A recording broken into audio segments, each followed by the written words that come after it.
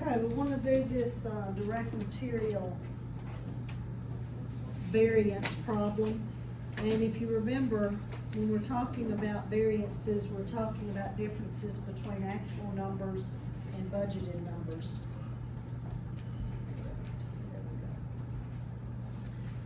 So here, this company, Dorvac, is using 5,000 pounds, that's what they've estimated, or $2.50 per pound.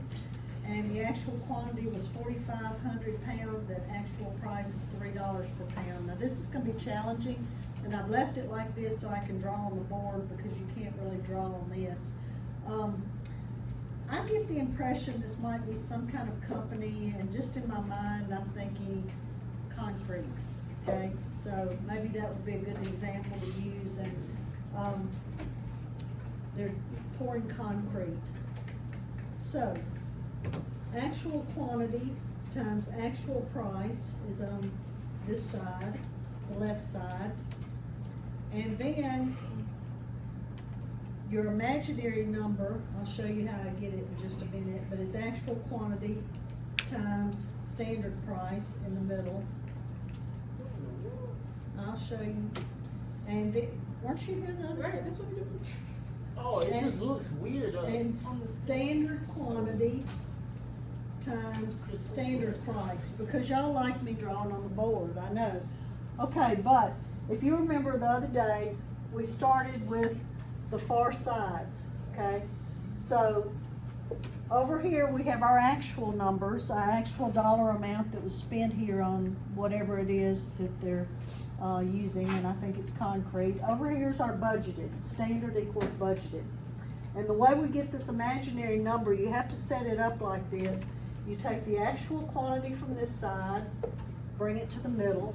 You take the standard price from this side, and you bring it to the middle, okay? So that's how we set it up, our little diagram here. Let's see if I can make it just a little bigger. Is that any better for y'all? So let's plug in some numbers then based on what we have up at the top. Actual quantity was 4,500 pounds. I tell you what, let me take the standard over because it's gonna be a little bit of a challenge here to get these numbers in. The budgeted amount, 5,000 pounds at $2.50.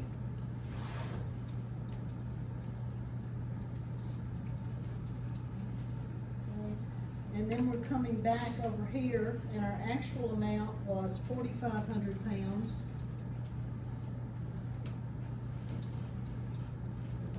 At $3 a pound. And then our middle number then would be 4,500.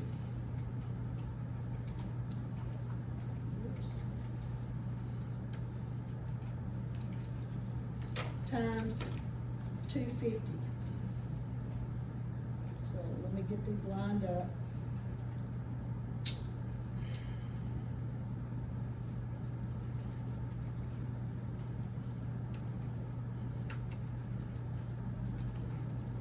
This is hard to do this problem on this screen. Okay, so 250.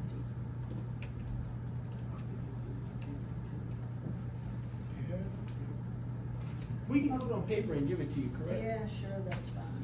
Okay. You mean I'm gonna get all these papers to grade? Okay, let's get these numbers in here. So starting over here, where am I?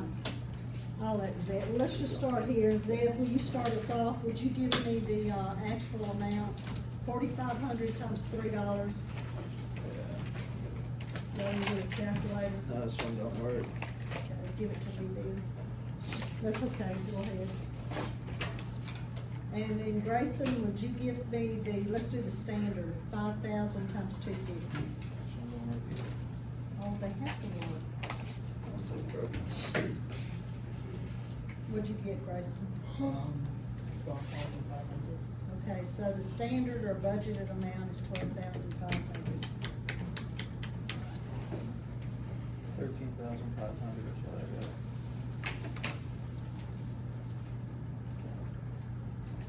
Now, you're not gonna be able to draw the arrows up but I'm just gonna come down here and I'm going to draw a line all the way across from the actual amount to the standard, okay? And this is going to be your total direct material variance.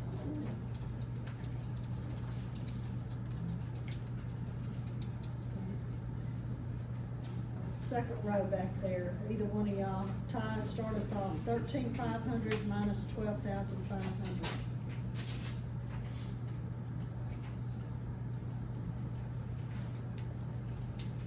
Thousand. Okay, so 1,000. So the total variance between what we actually spent and what we budgeted is $1,000. Now, favorable or unfavorable? Anybody? Unfavorable. It's unfavorable, okay? On our problems, if it's a positive number, it's gonna be unfavorable. If it's a negative number, it'll be favorable. And also, you have to look at actual is greater than budgeted or standard. Standard is the word for budget now. Okay. And if the actual amount you spent is greater than your standard, then it's going to be unfavorable. You spent more money than you should have, and that's simply, or I say you should have, there may have been a reason for it, and we're going to find out why. And actual is greater than budgeted. Now, if you got, that's number one, by the way. If you went down a little further and read this, the imaginary number is that number in the middle. So Zion, could you give me that number in the middle there?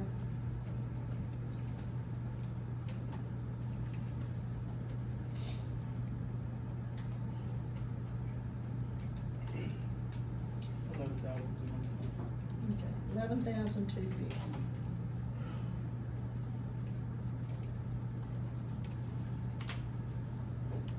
Now, we're going to use that number by putting an arrow here, if y'all are drawing this out. And what we have here is our direct material price variance.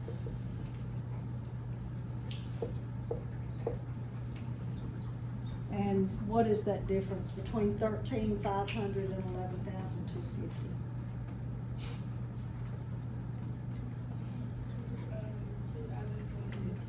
Okay, so it's 2,250.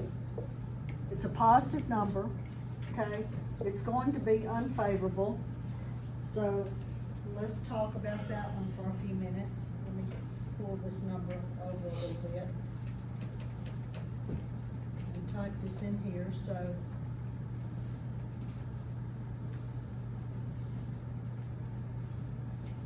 This is your direct material.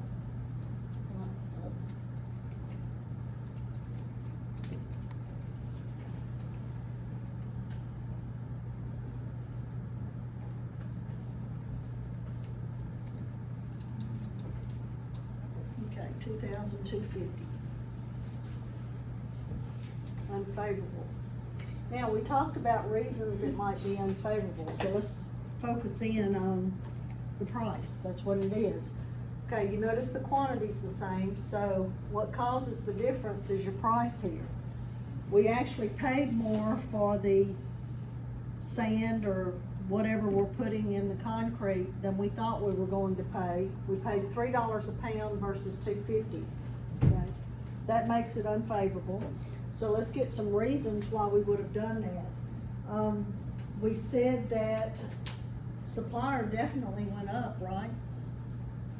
Let me put these on the board and then I'll come back and type them in. Okay, if we're looking at this variance and it's based on price, then one, we know the supplier went up, or we changed suppliers.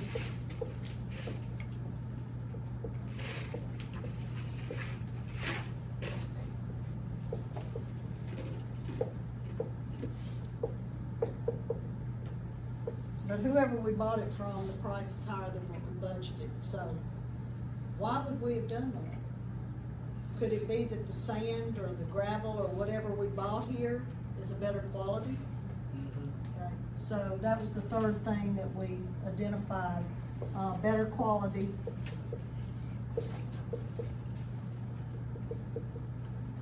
Material. Somebody also said that, Charles? I got a question about like, what if, like, we have a truck, and the truck has an accident and it spills a bunch of stuff? Will we add that in, like, that stuff that we don't actually end up using, will we still count that, or will we just add the price onto what we pay per pound that we actually use? Well, that kinda goes back to that inventory problem that we used to talk about. Inventory, if it's spoiled or wasted, we're gonna have to write it off as an expense or a loss, okay? And in that case, we wouldn't be able to use it, so it would be a loss that we'd take, expense, okay? So it probably, you know, we're getting the variances here, but this is probably going to be based on what we actually used and not what we didn't use. Does that make sense? So could we have added the price into that, like, say we lost like 500 pounds and the difference would have been that extra 50 cents? Well, you have to realize, we paid this all the way across the board, it's not something that's added in at the end. So if we lost that gravel on the truck, that would have already been added in to our price here. We wouldn't have stopped and added it in at the end just because it was used or lost. So it would have been added in as far as the budgeted price. Does that make sense? Okay. And then we would have had to write it off as an expense or a loss, wasted. One thing that was mentioned though was the price of gas going up, so the shipping cost increasing, causing the supplier to increase the price. So that was one we mentioned, increased gas prices or shipping cost. Was I clear enough on my answer to you? I'm not really sure, because we would have budgeted, that would have been in this budget over here to begin with. We wouldn't have just added in that extra 50 cents as a loss at the end. It would have been added in, but it would have been at the end of our income statement, not at this point. Okay, let's look at the other side now. The other side is going to be your, and we'll come in and write these in, but this is gonna be your direct material quantity variance. This is gonna be based on how much we used. You have to go from left to right, start with this number, subtract this number. So where am I? Jesse, how about helping me? 11,250 minus 12,500.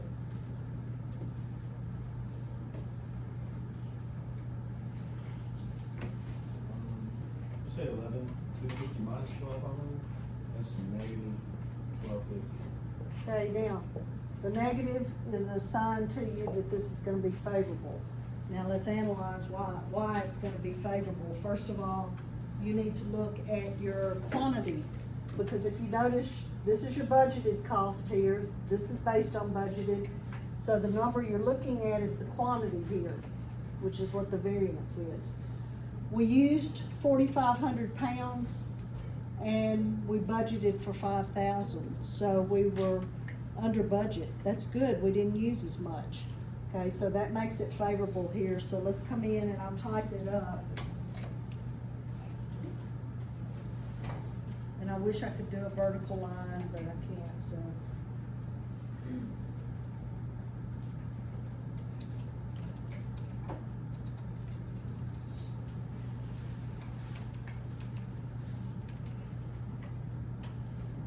That's negative. That negative just throws you. You don't want to consider a negative as being a favorable amount, but in this case it is, because your actual amount is less than your budgeted. So down here,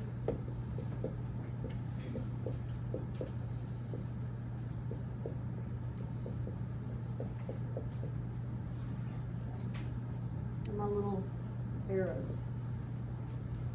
Now, let's get some reasons here, and we'll come down and type them in at the end, but the reason that we have a favorable variance and we didn't use so much, okay? Can anybody tell me one reason that we cited on the other problem? Same situation, favorable? We didn't waste it, right? It wasn't spilled, okay? Like Charles mentioned, you know, having a wreck and spilling it, so there was no waste here. We didn't waste it, so why didn't we waste it, you know? Why did we use less? Experienced workers. There you go, that's good. More experienced workers.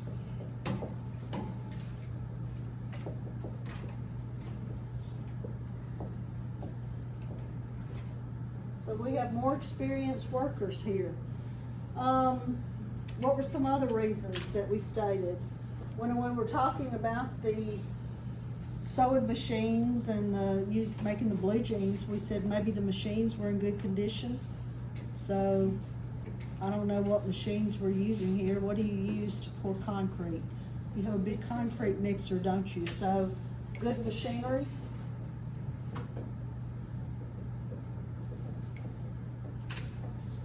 Can we think of anything else? Better machines, less waste. Better quality. Y'all, that answers some questions. Better quality sand or whatever it is. Now this accounts for why we might pay more. So that makes sense. Better quality is one reason we paid more. Now remember, what you're doing here is you're giving your boss a report. He wants to know, why did you spend too much money? Okay? He considers that too much money, so you need to come up with why you did it, something to justify it. Well, we had customers complaining that when we laid the concrete, it was cracking within a few months. We're losing customers because of that. So we need to buy some better quality sand or whatever you put in concrete, gravel, I don't know.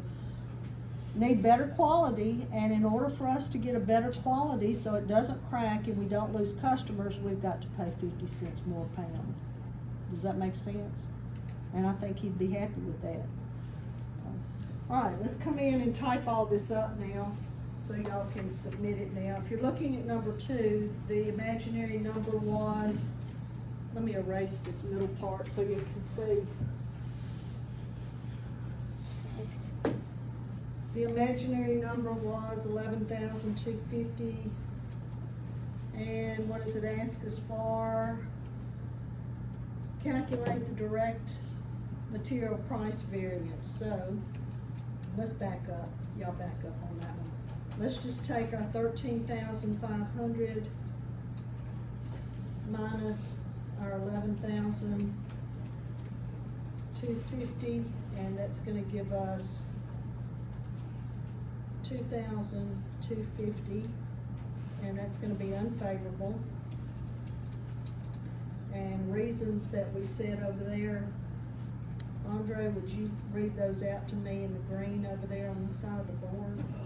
The supplier went up on price. Okay. We changed suppliers And with better quality materials.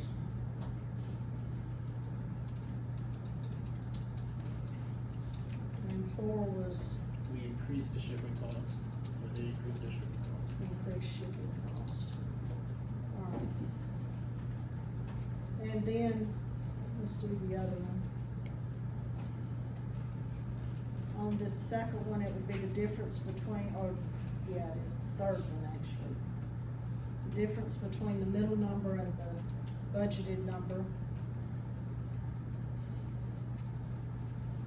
would be 250. Do you need to be excused? I think I'm good now. Okay. Equals negative 1,250, favorable.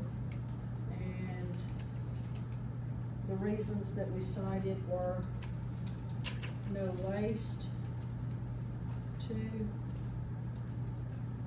more experienced workers, 3, good machinery and for better quality TV. All right, are y'all good with that? Questions on that problem? When you get it done, submit it, and then you can put your computers up, and we're going to do that labor problem, and then I'll let you go after this one. We'll do another discussion on Friday just to get you to come to class, and it'll be on the labor.